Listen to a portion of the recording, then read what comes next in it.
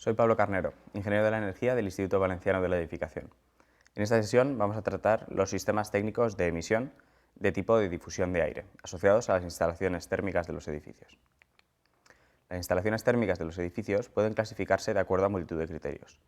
En lo referente a la emisión, es de especial interés los servicios a los que abastecen, existiendo una marcada diferencia entre los servicios de climatización y los vinculados al agua caliente sanitaria.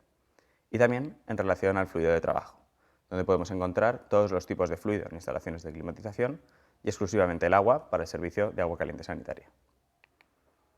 Los sistemas técnicos de emisión asociados a los servicios de climatización se dividen principalmente según el fluido de trabajo, como hemos comentado.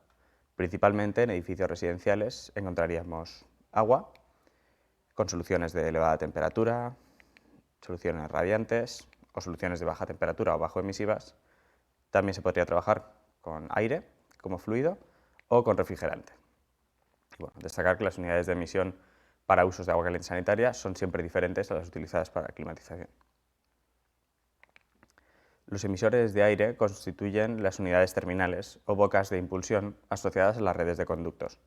Por ellos mismos no modifican las condiciones higrométricas, es decir, temperatura y humedad del aire, aunque no obstante se suelen instalar conjuntamente con otros emisores. Podríamos estar hablando de baterías de agua o baterías de expansión directa para modificar la temperatura o grado de humedad de estas corrientes de aire.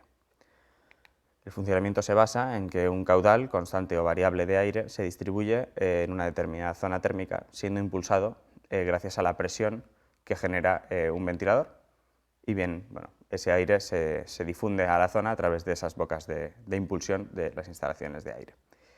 Este aire se debe difundir por el conjunto de la zona para conseguir alcanzar la totalidad de la zona ocupada. Los emisores de aire deben conseguir una correcta distribución del mismo en la zona. Existen una serie de principios que definen esta distribución de aire. En primer lugar, tendríamos el alcance, directamente relacionado con la velocidad de salida del aire y la geometría de la boca de impulsión. Se refiere a la distancia horizontal desde la boca, donde la velocidad del aire impulsado mantiene unos niveles de alrededor de 0,25 metros por segundo a 2,1 metros por encima del suelo. Vendría a representar este desplazamiento inercial desde la salida. Tendríamos también la caída o elevación, y de un modo similar al anterior se refiere en este caso a la distancia vertical desde la salida. Normalmente cuando el aire se impulsa a mayor temperatura que el de la zona, este tiende a elevarse, mientras que en caso de estar más frío tendería a caer. Tendríamos también la inducción o arrastre, que se refiere a ese efecto de aspiración que el aire que se impulsa produce en el propio aire de la zona, generando como unos vórtices y de alguna forma moviendo más aire que el propio que se impulsa. Y por último tendríamos el efecto Coanda, que es un efecto de adherencia del aire que se impulsa cuando se impulsa cercano a una superficie, como podría ser un techo o una pared, por ejemplo. En función de la forma de las bocas de impulsión se tienen, entre otros, rejillas lineales, pudiendo estar ubicadas en pared, techo o suelo, también difusores, pudiendo ser estos lineales, aunque también pueden adoptar otras formas. Y también podríamos tener en aplicaciones residenciales, aunque es menos común, difusores del tipo tobera. Análogamente existirían bocas de retorno, abundando en este caso las de tipo rejilla. En relación a la difusión realizada por los emisores de aire se diferencian varios tipos.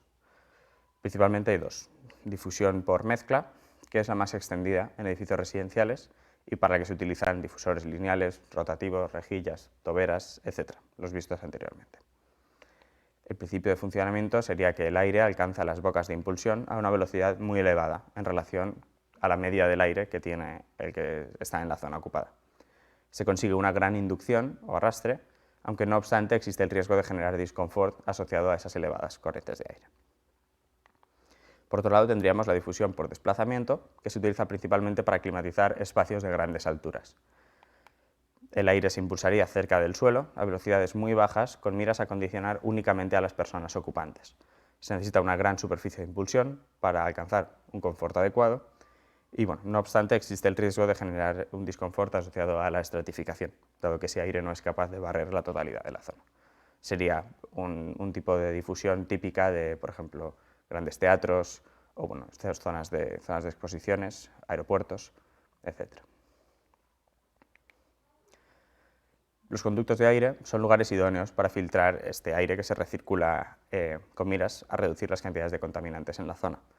Además de los filtros obligatorios cuando se introduce aire de ventilación, tal y como establece la Instrucción Técnica 1.1.4.2.4 del RITE sobre filtración del aire exterior y mínimo de ventilación.